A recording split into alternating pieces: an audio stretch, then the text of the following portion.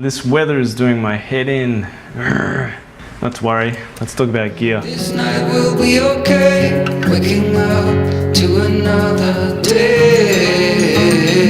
I started with a DSLR, Canon 50D I think it was, and I had the 17 to 55mm lens. It was fantastic. It had image stabilization, f2.8 constant aperture, fantastic lens, and it did a lot for me for a long time. I really got my feet with that camera and lens. But in 2012 I upgraded to the Canon 5D Mark III and the 24 to 70 f2.8.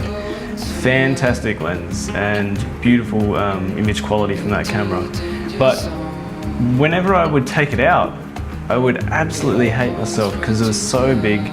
The lens and the camera and the battery grip and the flash would just weigh me down, and I'd have a sore back in no time. So it was a real fresh breath of air when I found out about the X100S, the Fujifilm 23mm camera. And ever since getting that Fuji X100S with the rangefinder style, then upgrading to the Leica M and 35mm lenses, I haven't been able to go back to the DSLR for my personal work. It's just too big. The lenses, just by design, are just too big. They're heavy, they take up a lot of space, and if you're like me, you really enjoy having a comfortable camera that it doesn't weigh you down and that you can just put over your shoulder and wear. But it comes at a cost. For one, with a rangefinder you lose autofocus. By design, a rangefinder is manually focusing.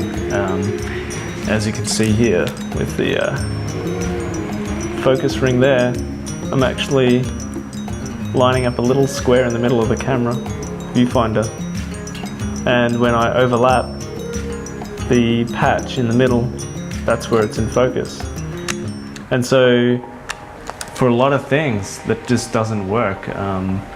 It's slow, it's inaccurate at times. If you focus on someone's eyes and then reframe, you're actually tilting the focal plane forward, and so they might actually end up with slightly soft eyes, so you really have to be careful with that.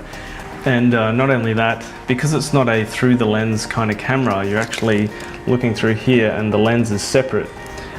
You can actually run into issues where the rangefinder will become uncalibrated with the lenses, and you can't see your depth of field through the lens because it's not the same. You're not looking through the lens. You're looking through an optical viewfinder on the left side that's actually separate from the lens. And if you want to see that, you have to use live view. The other disadvantage is the weather sealing.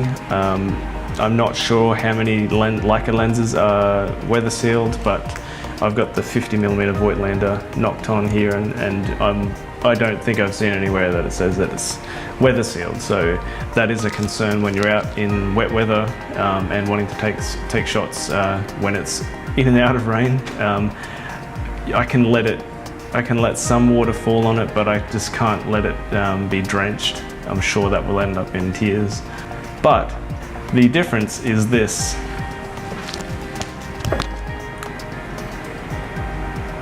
These are the same focal lengths.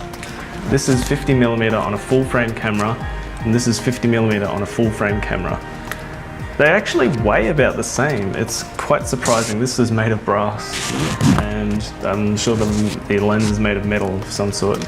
But when you're running around with a backpack or you're walking around the streets, it just really sucks to be holding this on your shoulder. It's too big, it weighs down, it doesn't sit flat against your body. So some really obvious reasons why I don't take this out anymore, and I only use it for professional work. The big thing that you do get with this, especially with this D810, is the image quality is superb. This Sigma art lens, the 50mm art lens, is absolutely magnificent in its image quality. With 36 megapixel sensor and glass like this, you end up with massive files. But at the end of the day, when I've shot both cameras doing landscapes, I haven't gotten results that are actually much different at all. It's still me shooting. It's still me choosing the 50mm for this reason or the 35 for that. And for me, it's much more important for me to enjoy my landscape photography and not have to, and also reduce the size of the gear that I take, especially with a camera like this that's full frame mirrorless. At the moment, the only options for that are Sony, really, and Canon and Nikon have not brought out full frame mirrorless options yet. And even then, when you go to a Sony A7 system, the lenses are actually still as big as these cameras. Like, if you go for a G Master lens, like a 24-70, it's actually like this long, about that thick, and yet the body is the size of this Leica. So while I don't recommend spending this much money on this camera, if you can help it, I certainly won't be ever selling this camera unless it's for another Leica M, because just look at that. It sits against your body really easily. As far as my Leica landscape gear goes, I've got this is the M240. I have the Voigtländer 50mm f1.5 lens. I have the 35mm f1.7 Aspherical.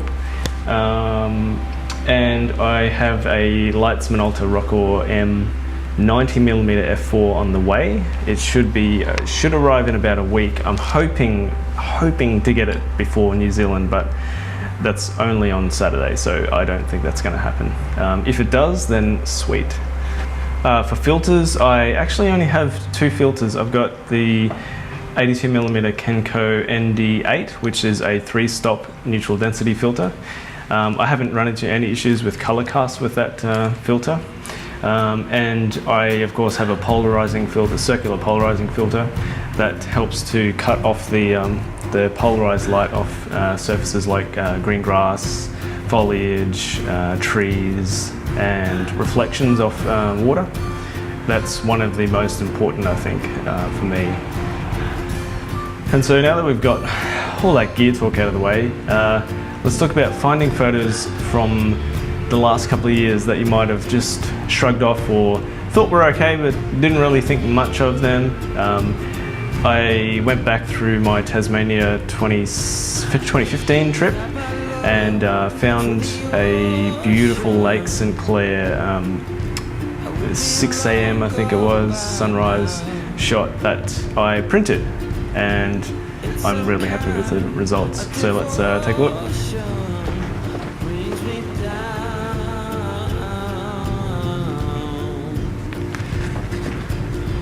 I'm so happy with this. I had the Leica Cimarette 35mm f2.5 lens on me at the time, and I'll have to check the settings, but I handheld that, and because at the time I wasn't even thinking about landscapes really. I mean, I was more thinking about the experience of being at that place at sunrise, and I kind of waited for the sun to come up, so that's why you got this beautiful sheen of light across the middle here, and the symmetry. The lake was absolutely still, it's perfect. I can't wait to actually visit Tasmania again in the future. I'm not sure when I will go, but now that I've sort of decided to do it more seriously, I think I could really get some good stuff here.